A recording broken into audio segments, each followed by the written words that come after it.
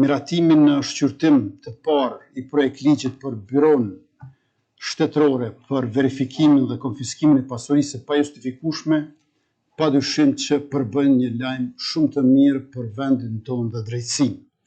Për këtë falenderojmë të gjithë deputetët të cilët në seancën plenare votuan për. Por që institucioni përkatës, pra byroja, të jetësohet e të nisë punën, është i domosdoshëm miratimi i këtij projektligji edhe në shqyrtim të dytë, përkatësisht në lexim dytë.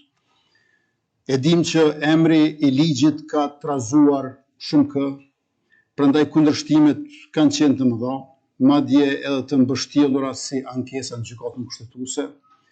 Vazhdojnë të jenë ende të mëdha, por ne nuk mund dhe nuk do të ndalemi.